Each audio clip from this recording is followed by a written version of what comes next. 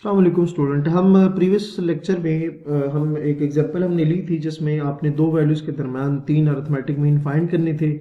जिसमें हमने क्या किया था, a1 a2 और n3 को हमने कहा था कि अरिथमेटिक मीन है बिटवीन √2 एंड 3√2। तो जब ये दो वैल्यूज़ के दरम्यान का अरिथमेटिक मीन है तो उसका मतलब है कि ये पूरी जो टर्म्स मिल के ना आपस में ये अरिथमेटिक सीक्वेंस बनाएंगे। अच्छा, अब हमारा टारगेट ये होगा कि ये जो कैपिटल A1 है, मतलब जो अरिथमेटिक मीन है A1, इसकी वैल्यू फाइंड करना, A2 की वैल्यू फाइंड करना, A3 की वैल्यू फाइंड करना। उसके लिए आपने उन चीज़ों को उन चीज़ों से हेल्प लेनी जो आपको गिवन है। जैसे अगर आप देखें तो A1 आपको फर्स्ट टर्म गिवन है और A5 आपको आखिरी वाली टर्म गिवन है। तो हमने इससे हेल्प लेके A1 A2 A3 की वैल्यू फाइंड करनी है। तो उसके लिए मैंने क्या लिखा, जनरल टर्म लिखी। अच्छा, अब आपने करना ये है कि आपको देखें, आपको गिवन है A5, आपको गिवन है ना, मैं उसको यूज़ करना चाह रहा हूँ। तो मैं क्या करूँगा, मैं यहाँ लिख दूंगा कि put n is equals to 5। अगर मैं इधर पुट करूँ तो आ जाएगा A1 प्लस n की जगह 5 माइनस 1 d आ जाएगा। अच्छा, A5 की जो वैल्यू है वो क्या है, 3 सॉरी यहाँ पर 3 अंडर रूट 2 है, इसकी करेक्शन कर लें, 3 अंडर रूट 2। सो ये 3 अंडर रूट 2, तो A5 की जगह वो वैल्यू मैं पुट कर दूंगा जहां पे, और वो क्या है, 3 अंडर रूट 2 है। A1 प्लस ये क्या आ जाएगा, 4d आ जाएगा। ठीक हो गया, ये आपके पास ये वैल्यू आ गई है। उसके अलावा आपको A1 भी गिवन, A1 क्या है, अंडर रूट 2 है, तो मैं इसमें वो भी पुट कर दूंगा, 3 अंडर रूट 2। A1 की जगह अंडर रूट 2 प्लस 4d आ जाएगा। अच्छा, इसको मैं उधर शिफ्ट कर दूं तो under root 2 is equals to 4d आएगा। इसको अगर मैं सिंप्लीफाई करूँ ना तो इन दोनों टर्म्स को, तो ये आपके पास आ जाएगा 2 अंडर रूट 2। ठीक है, 2 under root 2 is equals to 4d आ जाएगा। अच्छा, आपको d चाहिए, तो d को अगर आप 4 को डिवाइड करें तो 2 अंडर रूट 2 डिवाइडेड बाई 4 आ जाएगा। और यहाँ से आप इजीली वैल्यू निकाल सकते हैं d के, तो क्या आ जाएगा, 2 1 ज़ार 2, 2 2 ज़ार 4। तो d आपके पास क्या आ जाएगा, अंडर रूट 2 डिवाइडेड बाई 2। ठीक है, इसको मजीद अगर आप सिंप्लीफाई करना चाहें तो आप लिख सकते हैं अंडर रूट 2 डिवाइडेड बाई 2। अच्छा, अब नेक्स्ट करना ये है, मैं बताता हूँ आपको कि मैं क्या लिख सकता हूँ, 2 को ना मैं लिख सकता हूँ under root 2 into under root 2। किस तरह से, अभी इसको देख लेते हैं।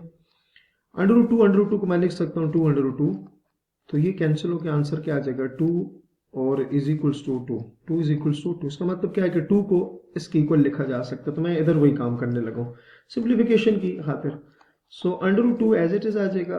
यहाँ से 2 को मैं लिख सकता हूँ अंडर रूट 2 और अंडर रूट 2, तो एक अंडर रूट 2 कैंसिल हो जाएगा। सो आपके पास जो d की वैल्यू है वो आ जाएगी 1 अंडर रूट 2।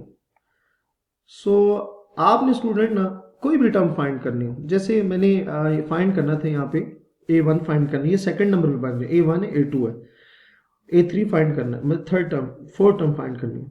तो जब भी आपको कोई टर्म चाहिए होती है, आपको nth टर्म चाहिए होती है, आप जनरल फार्मूला यूज करते हो। ठीक है, जनरल फार्मूला आपने देखा कि उसमें क्या होता है, A1 होता है, D होता है। तो आपको A1 भी चाहिए होता है, D भी चाहिए होता है। ठीक है, तो आपने A1 आपको पहले से पता है, और D आपने अभी फाइंड किया, जो कि क्या आ रहा है, D आपने 1 ओवर अंडर रूट 2 आ रहा है। ठीक है, अच्छा, अब टर्म फाइंड करने के लिए, जब भी मैंने कहा आपको कोई टर्म फाइंड करनी है, तो चूंकि हमारे पास सीक्वेंस क्या है, आपके पास सीक्वेंस है under root 2 A1 A2 A3 और उसके बाद है 3 अंडर रूट 2। ठीक है, तो बेसिकली मैंने सेकंड, ये A1 का मतलब है सेकंड वाली टर्म फाइंड करनी है। तो उसके लिए मुझे फिर जाहिर सी बात है nth टर्म चाहिए होगी, क्योंकि आपने कोई भी टर्म फाइंड करनी हो तो nth टर्म बड़ा इंपॉर्टेंट रोल प्ले करता है। अब ये A1 जो है ये बेसिकली किस नंबर पे, सेकंड नंबर पे, तो मैं इसमें पुट करूंगा put n is equals to 2, तो A2 आ जाएगा। अच्छा, A1 की वैल्यू है आपके पास अंडर रूट 2 प्लस n की जगह आपने 2 पुट किया, 2 माइनस 1, d की वैल्यू क्या है, 1 अंडर रूट 2। A2 का मतलब क्या है, सीक्वेंस की सेकंड टर्म, तो सीक्वेंस की सेकंड टर्म क्या आ रही है, A1 आ रही है। सो ये A1 under root 2 plus 1 under root 2 आएगा। इसको सिंप्लीफाई स्टूडेंट अगर आप करें तो अंडर रूट 2 ये आ जाएगा 2 प्लस 1। सो आपके पास जो A1 है वो क्या आ जाएगा, 3 अंडर रूट 2। तो पहला जो अरिथमेटिक मीन है वो क्या आ जाएगा, 3 अंडर रूट 2। सही है।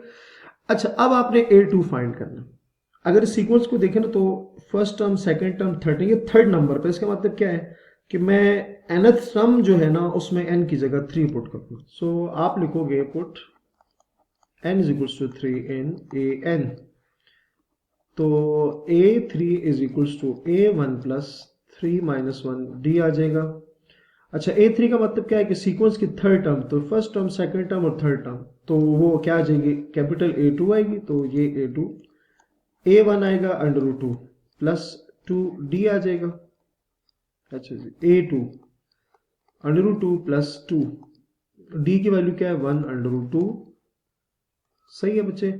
अच्छा यहां से अब आपने एलसीएम लेना है, तो आ जाएगा 2 प्लस, क्योंकि अंडर रूट टू क्या होता है 2 होता है, प्लस यहां से आ जाएगा 2। ठीक हो गया। जब आप इसको सिंप्लीफाई करेंगे तो a2 की वैल्यू आ जाएगी 4 अंडर रूट 2। ठीक है, ये आपके पास ये भी आ गई है। अच्छा नेक्स्ट आपने स्टूडेंट क्या करना है, स्टूडेंट आपने a3 की वैल्यू फाइंड करनी है। तो अगर आप सीक्वेंस में ना a3 की वैल्यू चेक करें तो वो किस नंबर पे आ रही है, ये a1 है, a2 है, a3 है और a4 है। ठीक है, तो मतलब आपको A4 चाहिए। A4 जब आप पुट करेंगे तब आपको A3 मिलेगा। सो उसके लिए आपने क्या करना है, आप उसी तरह से put n is equals to 4 in an। तो जब an में आप पुट करेंगे तो आपके पास क्या आ जाएगा, A4 A1 plus n minus 1 d आ जाएगा। ठीक है। अच्छा A4 मतलब fourth term of the sequence जो कि बन रही है A3। A1 है आपके पास अंडर रूट 2 प्लस, सॉरी यहाँ पर ना जब आपने 4 पुट किया तो यहाँ पर भी आएगा आपके पास क्या आ जाएगा, यहाँ 4 पुट किया था तो 4 माइनस 1 आ जाएगा। ठीक है, यहाँ से आ जाएगा 3d आ जाएगा। उसके बाद A3 under root 2 plus 3d की वैल्यू क्या थी, ये आ जाएगा। अच्छा तो अगर आप इसका एलसीएम लें तो आपके पास आ जाएगा अंडर रूट 2, तो ये 2 प्लस 3। सो स्टूडेंट आपके पास जो A3 है ना वो आ जाएगा 5 अंडर रूट 2 आ जाएगा। ठीक हो गया। सो आपने क्या किया, जो तीनों आपके पास अरिथमेटिक मीन थे ना वो आपने फाइंड कर लिए। तो अब उनकी वैल्यू लिख देंगे। वैल्यू आप लिखोगे कि पहला अरिथमेटिक मीन आया था 3 अंडर रूट 2, दूसरा अरिथमेटिक मीन आया था 4 अंडर रूट 2 और तीसरा जो अरिथमेटिक मीन आया था वो क्या आया था 5 under root 2 are 3 arithmetic means between under root 2 and 3 under root 2। ठीक है स्टूडेंट। सो इस लेक्चर में आपने क्या देखा कि दो वैल्यूज के दरमियान कितने भी अरिथमेटिक मीन है आप उसको इजीली फाइंड कर सकते हैं। सो उम्मीद है आपको लेक्चर समझ आ गया होगा। अपना बहुत सारा ख्याल रखिएगा। अल्लाह।